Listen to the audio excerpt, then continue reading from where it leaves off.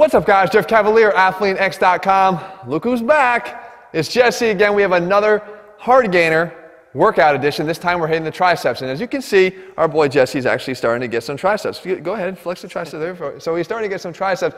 But more importantly, you can see probably a bigger difference in Jesse in that he's actually starting to fill out. And on top of that, he's actually starting to get some better posture. He's not looking like this anymore. And our goal is to make sure as a hard gainer that Jesse doesn't look like this anymore. So he's starting to get away from it. We're wrapping some tissue around these bones of his. So he can look like this. Not yet, but we're trying to get him there. So what I want to do is show you, we're going to do something different here today. I'm going to actually walk on that side of the camera. I'm going to take Jesse's job, and I'm going to do my job as well. I'm going to actually do kind of a trainer eye view of what I see when I'm training Jesse, but more importantly, I'm going to be able to point some things out as I go through what I want Jesse to do. All right, so for triceps, what I'm going to do is go ahead, like I said, and grab the camera. Jesse's going to grab his dumbbells for the first exercise, which is going to probably shock some of you.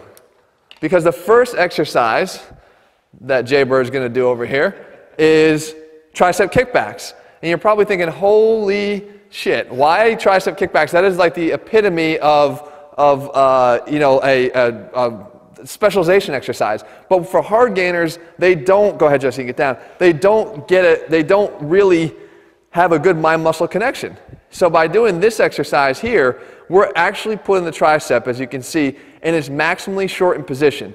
With the arm and extension back behind his body, we can get the most shortening of the tricep. So he's going to feel this the most. It's going to give him an opportunity to feel what the max contraction feels like on a tricep. And a lot of people don't know what it even feels like. I mean, think about when you started training and you heard someone say contract your tricep. You didn't even know what to do. So here I can actually do that, and I can get that mind-muscle connection before we start going into some of the heavier training. Okay, so good job, Jesse. So now we basically would do that. Now, one thing I want to point out, go back, you know, in the range of motion right here. Go ahead. So he's doing a pretty decent job. I see people all the time, they lift it over here. Go ahead and lift up. Like they lift to there. That becomes a bicep curl at that point. There's no benefit of doing a bicep curl when we're trying to do a tricep. So the full range of motion on this exercise actually starts down low. The bigger key is where's the position of the arm in relation to his back. It's got to be behind his body where it is. A lot of people try to tricep kick back from there, but in order to get the long head, we need to get it up behind his body and then go from there. So really, his range of motion is about from there to there, okay? So good. Now, Jesse, come on out of that. We do about 3 sets there, keeping the rest time pretty short for activation. And then we'll move on to some of the heavier sets. And what we have here is a really jerry-rigged version of my leaning, rocking tricep pushdown. And the idea here is I'm going to have Jesse go through it kind of slow to illustrate the point. On a regular pushdown, go ahead and start coming down, Jesse, to the starting position. Now from here, this line here from the cable machine represents the direction of the force.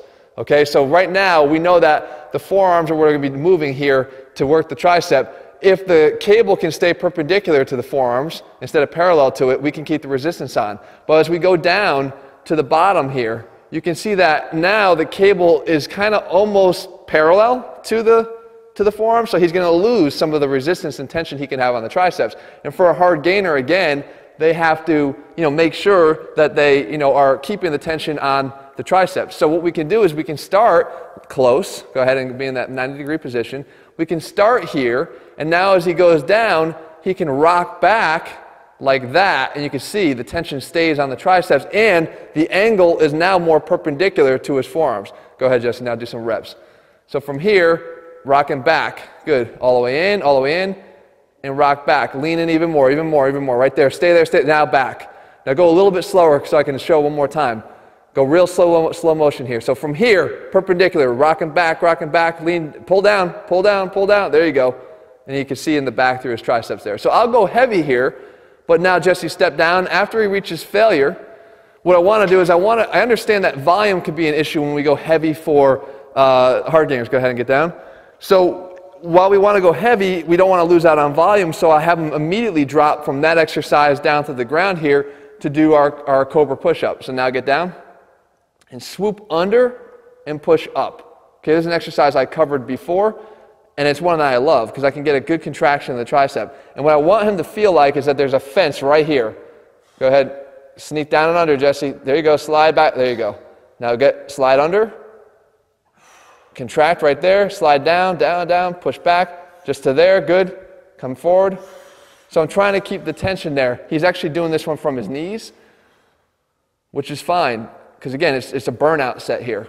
We're just trying to extend the set beyond the failure he reached on this exercise to get a little additional volume. Okay, great, cool. Now, come out. So I'd have him do his sets over here, maybe 4 sets or so. So we're over here, now we come to the last exercise. So we're gonna do a bench press variation, where what we want is we wanna be able to have obviously a close grip variation for Jesse to do. Jesse, go ahead and flatten that bench out first. He basically, it's the way he does this exercise that's gonna make all the difference for him. So come on down.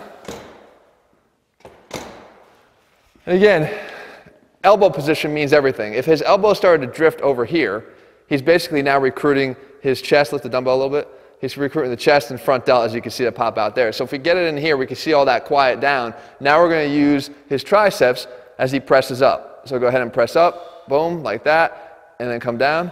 Elbows stay nice and tight to his side. The key here is we're trying to go heavier again on this. We're demonstrating, so he would generally go a little heavier on this. But the angle of the arm is important. If anything, I don't want him to come this way. I want him to go back that way. So Jesse, now bring him back behind your body. So now back up and back right there at least. He's breaking the vertical, which is going to put more stress on the tricep in a good way. Okay? Good, come down. I know you guys are going to say, Jeff, you suck at the camera. Put Jesse back. You're too close. I'm just trying to show you the part that's working here. Obviously, everybody knows how to do a tricep bench press. All right, Jesse, go ahead and put that down. And like we did in the last one, the same thing we're going to want to do is have a drop option. And the drop option, go ahead and sit down, Jesse. The drop option here is one that we want to basically, be able to transition to quickly without much rest time in between.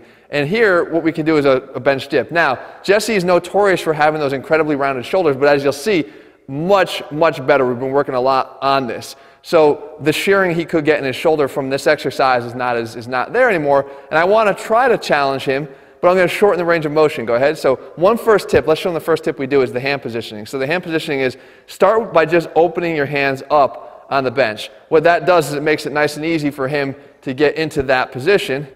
Okay, now slide out. He's going to stay on his feet here because we're just trying to rep out. And then he's going to go and drop down. He could turn his hands back now to get into the right. So he's just doing that to position his shoulders. He opens his hands just slightly. Now he's going to go down, shorten the range of motion, and really work on keeping this open. There you go. Nice. So we're trying to challenge him in this posture that's difficult by shortening the range of motion, still allowing him to do it, but doing it under a little bit of fatigue too. You don't want to completely abandon the things that challenge you. You want to figure out ways to actually alter them so that they're still challenging, but you're doing it in a more favorable position. So he'd rep out there.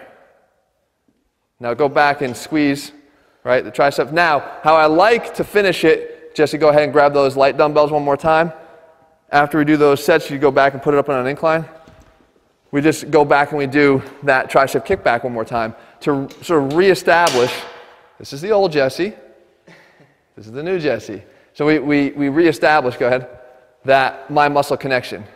Go ahead. Even some upper back gains for Jesse here. Squeeze and hold. Squeeze and hold. Hold, hold, hold, hold.